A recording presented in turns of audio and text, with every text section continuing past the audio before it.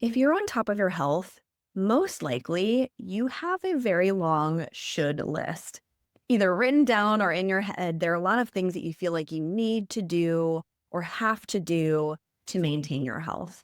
And in fact, today we're talking about the opposite. I'm talking with Dr. Erika Oberg, who is a naturopathic doctor, concierge physician, and author of Healthy Hedonism: Why Feeling Good is Good for You. And we're talking about why your should list could actually be hurting your health and how you can approach your daily routine differently to actually insert pleasure, insert joy, connection, rest, community, all of those incredible things to actually be able to nourish your body and undo the damage that your stressful life and to-do list are actually having. It's a beautiful conversation. She really brings some incredible insights into kind of reframing how we take care of ourselves. And really, she gives you a big permission slip to feel pleasure, to add joy into your daily life, and give some incredible tips in how you can do that very easily without adding more time, without having to overhaul your diet or lifestyle or anything like that. I really love this conversation, and I know you will too. Dr. Oberg, thank you so much for being with me today. Hi, Dr. Naylor. I'm so happy to be here. I'm looking forward to this conversation. Yeah. So, to get started, you've spent your career helping people rethink what healthy actually means. And I'd love to hear what led you from public health and naturopathic medicine to writing Healthy Hedonism. Oh, well, thank you. Yeah, it has been quite a journey. And the people that have taught me the most on this journey, I would have to say, have been my patients. I'm sure you hear stories like this all the time, but I was finding just so many people coming into the complaining of just feeling exhausted, feeling unwell. So many of them had been told, their blood tests look great, everything's fine, you're healthy, you're normal. Oh, it's just part of the aging process, a million of those dismissive comments that so many patients have had. And yet they live in their bodies. They know they're not feeling great. They know something is wrong. And often the conversation would be unfolding and they would say something like, "Gosh, well, if it's the coffee, I'll do it. I'll give up the coffee. I only drink 1 cup in the morning and I love it. It's my favorite moment of the day, but if that's the problem, then I guess that's what I'll have to do for my health. I'll have to give up that one last pleasurable thing." And I found myself wanting to say over and over, in fact, I wrote a whole book about it. No, that is not what you need to do. We don't need to give up that 1 cup of coffee or something that is bringing you a healthy pleasure. What we need to do is restore your nervous system and realign towards more things that are giving you joy and pleasure, more ways that we can fill your cup, not to further drain and deplete your resources. And so that's what really led to the inspiration to share this message, because I feel like more people, many people need some permission to acknowledge that feeling good is good for you.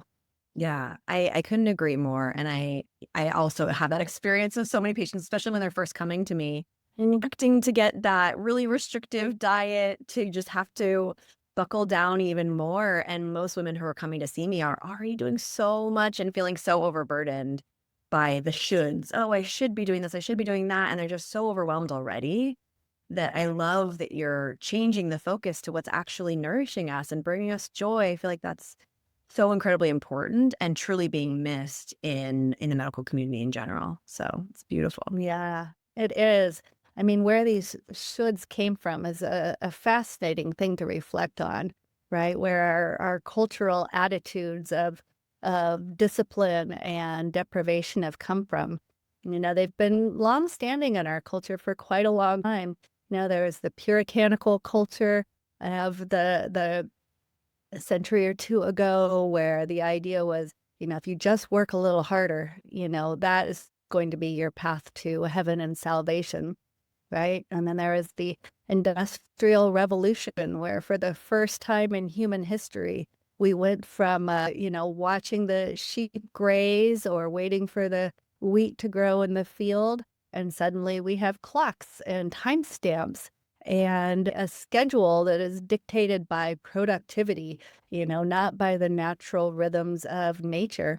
And between those two elements and so many other cultural messages, right, that, pleasure might be dirty or awful or, something you don't deserve, something that only comes in heaven in the afterlife. There are just all of these layers that teach us that you don't deserve to feel good. You have to work harder and suffer more to get your reward maybe someday in the future. And I wanted to remind people that that's not really the reality. And it's not just my opinion. I mean, the science backs this up as well. I wanted to share with people the actual physiology of feeling good and of pleasure and help people understand how it really does restore us at a physiological level. Yeah, incredible. And that's so fascinating to even look back so far, far back in the past when we probably don't think about that and how it's, affected how we see our day-to-day life now. But yeah, there's so many layers there. And I feel like especially for women, that message around, you know, when pleasure is allowable and what kinds and things, it's very multi-layered and unfortunately. So Yeah. multi-layered. I know this idea of like putting everybody else first, Mhm. right? So many women take care of everybody else in their lives and don't really take care of themselves, right? Or the idea that, with intimacy and physicality, that they don't deserve the orgasm or the hugs or the touch, right? That it has to be on their partner's schedule and, their job is to satisfy them rather than asking for their own pleasure. I mean, there are so many layers of the way women have been taught to deprioritize themselves that, yeah, I really think it's important that we start questioning this and shaking up our preconceived notions about this and starting to have a different conversation, a joyful conversation, a delightful conversation, one that feels good. Absolutely. And with that, I'd love to hear more about, what is it that pleasure and joy do for our body? Like what are the benefits that we're seeing from those? Mhm. Yeah, that's a great question. Well, the I think to understand what pleasure does, we first have to understand what we're currently doing to our bodies, Mhm. when depleted and when we're overworking and we're overburdened and we're overscheduled and we're over scrolling. All of those things keep our nervous system in the vicious cycle of fight or flight. Right? We're physically responding as though we were running away from a lion on the savannah, but we're just looking at a computer screen. But our physiology responds exactly the same way as if we did have to flee from a life-threatening thing. The cortisol is released, our neurotransmitters are pumping out huge amounts of excitatory neurotransmitters, our amygdalas are hyperactive, and fear and aggression are the dominant emotions that are being released. All of this is happening when we're in fight or flight. Now, the converse, when we're having a great conversation like this, or when we're laughing with our friends, or eating nourishing food, or taking time in nature to look around and truly be present, those experiences are doing the opposite. Those are bringing us into our parasympathetic nervous system. And when we're there, we're in rest and digest mode. We're restoring, we're releasing serotonin, we're resetting our nervous system and our hormone system to one where we feel safe and where we feel good. And when we're in that state, that's where we start to refill our cups. That's where we start to come out of the chronic state of exhaustion and overwhelm that so many women are in today. Amazing. So it sounds like a lot of it is undoing what we're doing to our body, which, maybe with best intentions, but we're actually really, hurting our nervous system, hurting our body's stress response system. And so really a big part of it is counteracting that. Is that right? I would say so, yeah, and it's but don't counteract it by making it one more thing to do, Mhm. right? We want to counteract this by making healthy substitutions. Dopamine is our feel-good neurotransmitter, right? We all love a dopamine rush. Every time we check something off the to-do list or scroll through social media, you're getting little dopamine surges, but you're also getting dopamine waves when you watch the sunset, when you have a bite of delicious dark chocolate, when you hold hands with your partner, when you laugh with your children. All of these things are healthy pleasures that are releasing dopamine, and they're actually releasing a much more a wave of dopamine rather than these sharp, numbing pleasures that just give us these little bursts that don't laugh. And so, a big piece of learning to be a healthy hedonist and resetting your nervous system is appreciating those waves of dopamine and how good it feels to do these things that are so good for you. And like any habit, right? Positive reinforcement. So the more we do pleasurable things, the more we are going to use that as our North Star to redirect our daily choices. And so it's not about, stopping your daily habits. It's about looking at some of them a little bit more thoughtfully and perhaps just realigning just a little bit. Where can you make this more sustainable? Where can you make this more pleasurable? Where can you, instead of jumping immediately on your phone while your coffee is brewing, maybe you're taking a moment to listen to the birds sing and do a little bit of stretching. Doesn't change the amount of time it's going to take for the coffee to brew, but it might change your enjoyment and your nervous system tremendously. I love that. And it sounds like a subtle shift then and not, well, now I need to listen to the birds and stretch rather than having that mindset of it's one more thing, almost looking at it as, where can I add in a little bit more joy? Where can I maybe remove things that are making me feel stressed and sort of just like doing a subtle shift in those rather than Mhm. making it a whole new to do. Yeah, and I really encourage people to start where you're already successful. Where do you feel great? Where do you feel in flow? Is it when you go to your dance class or your exercise class? Is it, on your, once a month evening with the girlfriends, or is it on the daily dog walk?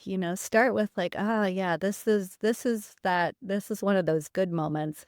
And then we build on those. We find other opportunities to get rid of something that isn't serving us anymore and replace it with something more nourishing. I love that. Now, I almost can like feel a question coming on to the listener of like, where is maybe the line though of, between healthy hedonism and maybe overindulgence where, someone might fear or, it's probably not likely that someone actually be able to do this, but maybe overdoing it, like how much is actually necessary?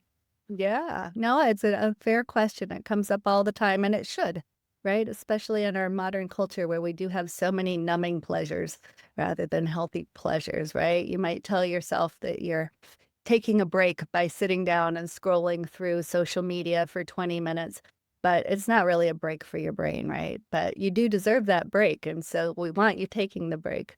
But I mean, alcohol, I think, is the topic that comes to mind for many, many people, and that line is, one that needs to be considered.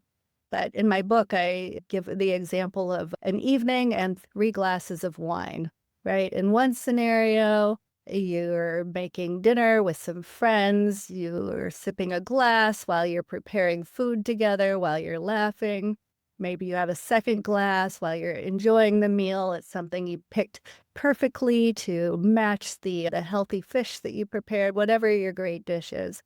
And maybe after that, you adjourn to the patio and you sip on a third glass of wine while you laugh and you enjoy the connection and the community of this beautiful evening.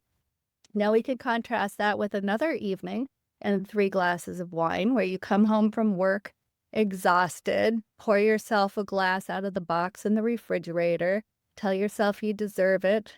The 1 glass devolves into 2 glasses, and now you haven't had dinner, you had cheese and salami crackers, and then you fall into exhaustion with a 3rd glass and pass out.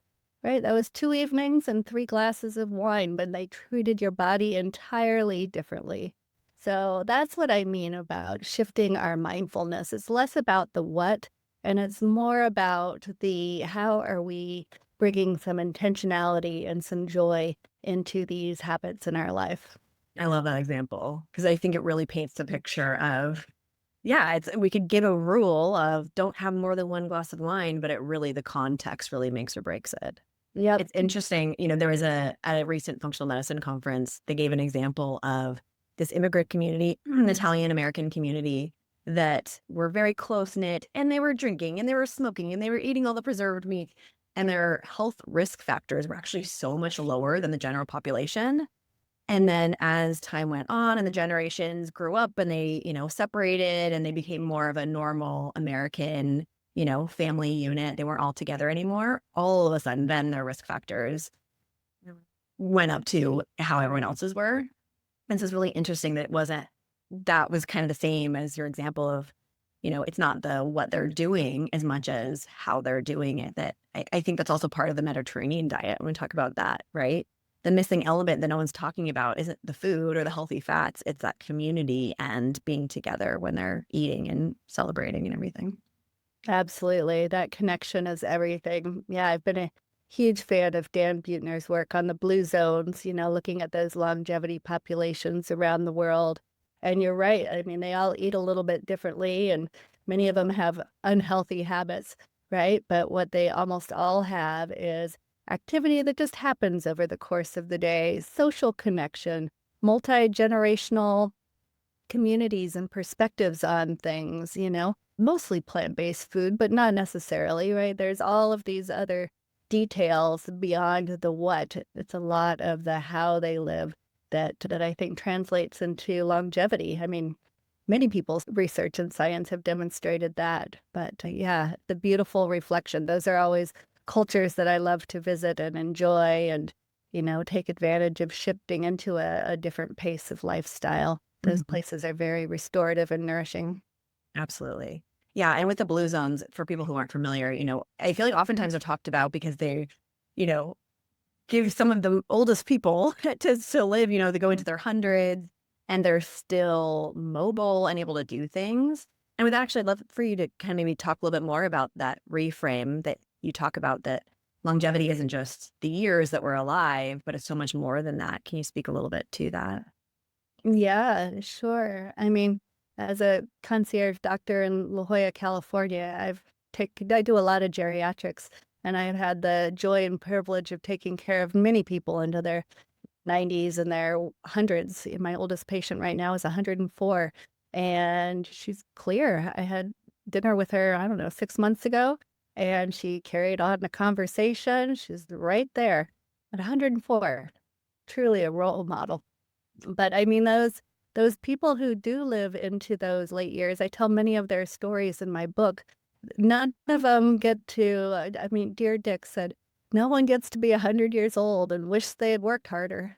It's these lessons, they walk on sunset down to the sunset. They have community, they have open door policies, they sit on their front porches, they have their evening glass of wine. But they do everything with laughter and with joy, and that is truly the key to longevity, is at least what I've witnessed in my patients is living these practices of connection and community and joy. That's incredible.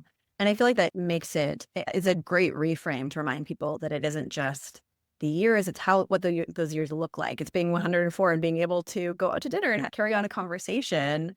I feel like some people in conversation about longevity, they're like, but why would you want to live that long? I think I had a comment like that recently on Instagram. And it's like, well, Mhm. what do those years look like? Are you in a hospital bed or are you out with community going on sunset walks? That's a huge difference. Exactly, that idea of health span rather than lifespan, right? We want to have our health right up into that last little minute, and then everybody has a decline, but hopefully the decline is short and sweet and surrounded by people who love you. Yeah, absolutely. And to go a little bit forward in time in terms of our health journey, perimenopause and menopause are another time in a woman's life that I see that there's this big frame around this decline during this time. And I'm starting to have more conversations with women about how can we reframe this? How can this be more of a transition or a turning point in life? And I'd love to hear your take on this as well. Yeah, it's such an important topic, and I mean, it's our peers, right? So it affects all of us so tremendously. It's a complicated conversation because on one hand, 20 years ago, we had the Women's Health Initiative study that was wrong and it took a whole generation of women out of a healthy pattern of bioidentical hormones. Well, bioidentical now, they weren't bioidentical back then, right? But hormone replacement. And let's preserve your bone density. Let's preserve your brain. Let's address your cardiovascular health rather than letting women in midlife try to white knuckle it through this really fairly traumatic physiologic transformation, right? Like this is an interesting statistic that I didn't know until a couple weeks ago, but because of the estrogen receptors in our brain, when we're in perimenopause and our estrogen is starting to decline, we're literally able to take up less glucose into our brain, like 25% less. So we are literally trying to think and function and do probably the most complex phase of our life ever because of children and careers with only 75% of our brain. That doesn't sound like a great idea, right? So being told that, oh, it's just normal to be getting older and to be getting forgetful, and it's okay that you put on 15 pounds in the last 2 years and you don't feel like yourself. It's just part of menopause. No, it's not. Well, it is part of menopause, but these things are addressable and correctable. And let's have that conversation about whether bioidentical hormones are appropriate for you. And if they're not, let's talk about what the new diet and exercise and rest is a huge piece, what that new regimen looks like for how you take care of yourself in your 40s and 50s. It's very different than how you take care of yourself in your 30s. But the women that are told that, oh, it's just, my OB-GYN said it's just menopause and hormones are bad for you and end of story. Here's your prescription for your osteoporosis medications. It's a dismissive way to address a very traumatic time for women. Obviously, I'm very passionate about this. I know you are too. Very much so. Yeah, especially the dismissive part. I think it's, I've heard so many stories of women who either they get completely dismissed. They're still told that it causes cancer, even though, like you mentioned, that study has been thrown out now, basically, and we know better at this point. But also, women even just being put on hormones when it's not appropriate, being told that that's all that they can do and not being, told that there are other aspects if they maybe aren't eligible for hormone replacement or don't want to. So I love that you highlight that there is it should be a big conversation that is about the options, about what can be done, and really supporting them through if they're having bad symptoms and kind of, shifting things, like you said, creating a new template for how life can look at this stage of life. It's beautiful. Yeah. I mean, it is as rocky as adolescence, right? When our Mhm. hormones are first starting and we're all over the place and everybody appreciates, how challenging it is to be a 15, 16-year-old girl. Same thing to be a 50, 51-year-old, woman. Those hormones are all over the place. And I think, giving some grace to that is a huge part of it. But more importantly is giving some solutions. Love that. And with that, maybe for the person who is, they hear this and they're like, okay, I want to insert more pleasure and joy into my life, but they're trying to find that balance. Do you have any tips or, tricks that you recommend to people to maybe get started and creating that shift towards more joy, more pleasure, more connection? Yeah, we have lots of tools in the book, especially towards the last third of the book, little places where you can start, where you can work on things. But a nice place is start small. Do not add another to-do list item onto your already too busy list. Start small. I think for a lot of people, starting with rest. Give yourself permission to go sit outside for 15 minutes. And maybe that's while you're taking your lunch, but that's all you're doing is eating your lunch and enjoying the sunshine. Start with taking a deep breath before you jump on a Zoom call. Doesn't take more time when you're waiting for that person to let you in, but it can dramatically change your nervous system. Maybe it starts with a new ritual. I think morning and bedtime are great times for new rituals. So maybe instead of that last email check and that last scroll through the phone, you plug it in a different room and you light a candle and you read a couple pages of a novel that doesn't mean anything, right? You can find these little tiny moments anywhere to start to introduce an evaluation. When I do workshops on healthy hedonism, I've been doing quite a few of them since the release of this book. I have an exercise that I lead people through called the Vitality Wheel, where we can look at 8 different domains. There's a chapter in the book for each one, for example, nature, connection, nourishment, movement, and we look at what it looks like to be in survival mode and what it looks like to be in thriving mode. So, for example, in movement, especially in menopause and perimenopause, right? So many women are like, I just need to do one more day of strength training. I just need to do one more HIIT class. Well, if your nervous system feels like you're in survival because you hate going to the gym and you hate that HIIT class and you're just counting the seconds till it's done, you are doing yourself a disservice. You are in that survival mode.